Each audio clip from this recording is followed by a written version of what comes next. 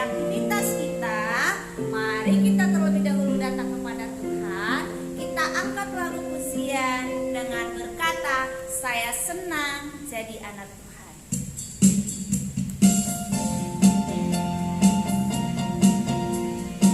Semuanya boleh bangkit berdiri. Kita nyanyikan saya senang jadi anak Tuhan.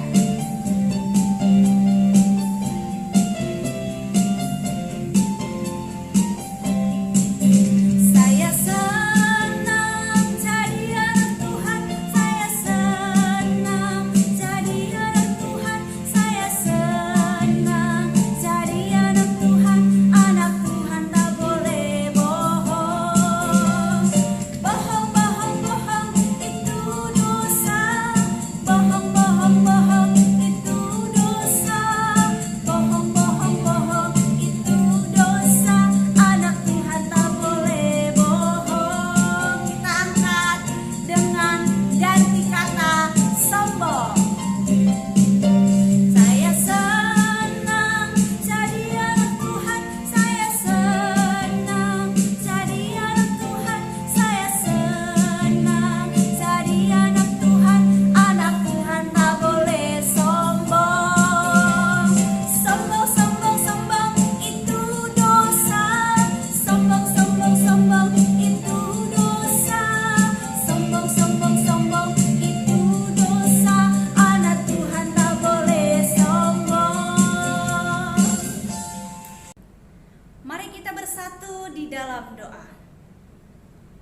Kami bersyukur kepadamu ya Allah untuk segala kebaikan-Mu di dalam kehidupan kami.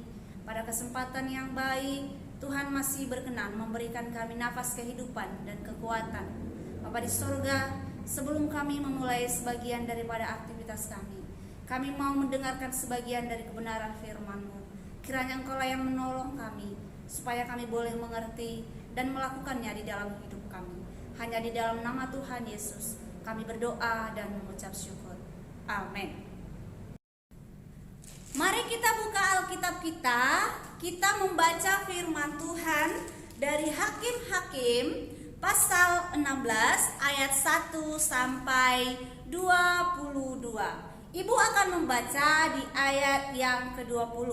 Anak-anak ibu boleh ikuti di rumah ya. Demikianlah kebenaran firman Tuhan.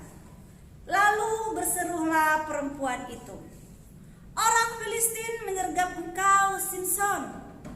Maka terjagalah ia dari tidurnya, serta katanya, seperti yang sudah-sudah, aku akan bebas dan akan meronta lepas. Tetapi tidaklah diketahuinya bahwa Tuhan telah meninggalkan dia. Dia di sini adalah Simson. Yang menjadi tema, yang menjadi judul dari firman Tuhan yang kita pelajari hari ini, yaitu tentang mewaspadai titik lemah. Siapa di sini yang pernah mendengar kisah tentang Simson? Wah, tentunya anak-anak ibu sudah ada yang pernah mendengar cerita tentang Simson. Simson adalah orang yang kuat. Wah, tentunya anak-anak ibu sudah pernah mendengar dan tahu bahwa Simson adalah orang yang kuat. Nah, anak-anak ibu, apa yang mau kita pelajari dari kisah tentang Simson? Rupanya Simson adalah seorang nazir Allah. Tahu apa itu nazir Allah? Nazir adalah seorang hamba Tuhan yang memiliki tugas khusus, dan pisau cukur tidak bisa menyentuh kepala atau tidak bisa dipotong rambutnya. Itu adalah nazir Allah. Anak-anak ibu, Simson ini sejak dalam kandungan sudah dipilih oleh Allah. Karena apa? Karena dulunya orang tua Simson ini tidak bisa mengandung, mandul. Tetapi malaikat Tuhan datang kepada orang tuanya dan mengatakan bahwa ibunya akan mengandung, melahirkan seorang anak dan memberi namanya Simson. Di dalam sudah menetapkan bahwasannya Simson adalah orang yang kuat. Tentunya kita tahu bahwa Simson adalah orang yang kuat. Ia bisa mengalahkan musuh-musuh dengan sendiri. Tidak ada pasukannya, tidak ada kawannya. Itu karena saking kuatnya.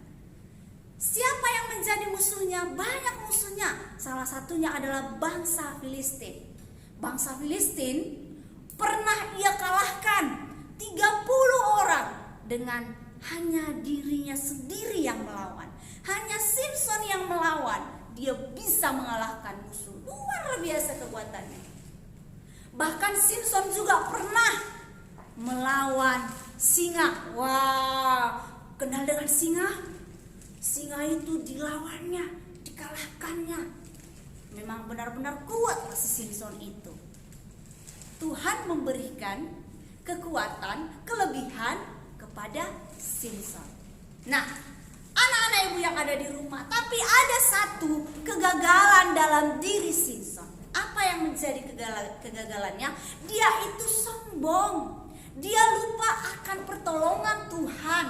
Dia lupa akan pemberian Tuhan di dalam kehidupannya. Karena apa? Ketika ia jatuh cinta kepada seorang perempuan yang namanya Delila, ia tidak menjaga kekudusan hidupnya sebagai nazir Allah, sebagai hamba Allah. Karena cintanya kepada Delila, ia memberitahukan apa yang menjadi kelemahannya, yaitu menggunting rambutnya. Lalu apa yang terjadi? Ketika Delila tahu apa yang menjadi kelemahannya, maka ia menggunting rambutnya dan kekuatannya pun hilang. Pada saat Simson sedang tidur, Delila berteriak, "Orang Filistin datang menyergap engkau, Simson." Lalu ia berkata, "Seperti yang sudah-sudah, aku bisa mengalahkannya." Ternyata ia sudah kehilangan kekuatan. Apa yang terjadi? Akhirnya orang Filistin menangkap Simson. Akhirnya orang Filistin menyiksa dia. Simson di sini buta secara rohani. Tapi bukan hanya buta secara rohani, malah dia juga buta secara jasmani. Karena orang Filistin mencongkel kedua mata Simson. Itu adalah ganjaran akibat dari perbuatan sendiri, merasa bangga, sombong dengan kekuatan yang ia miliki. Ia tidak sadar bahwa kekuatan yang ia miliki sumbernya hanya dari Allah. Anak-anak ibu yang ada di rumah, tentunya kita juga memiliki yang namanya kelemahan. Kita memiliki keunggulan, tapi kita mau belajar dari kisah Simson. Ketika Tuhan memberikan kepada kita keunggulan, Tuhan memberikan kepada kita kelebihan, mari kita pergunakan dengan baik untuk kemuliaan nama Tuhan, bukan untuk menjadi kesombongan. Karena apa? Dengan kelebihan yang telah Tuhan percayakan kepada kita, kita pergunakan menjadi berkat bagi orang lain. Jangan seperti Simson. Akhirnya dia menerima ganjaran, dia menerima upahnya karena ia tidak terlebih dahulu memohon pertolongan kepada Tuhan. Ia lupa bahwasannya kekuatan yang ia miliki, kelebihan yang ia miliki datangnya hanya dari Allah saja. Untuk itu, anak-anak ibu tentunya punya bakat, punya talenta, punya kelebihan. Mulai hari ini, mari kita syukuri, kita gunakan talenta itu dengan baik hanya untuk kemuliaan nama Tuhan. Ada amin? Amin. Mari kita bersatu di dalam doa.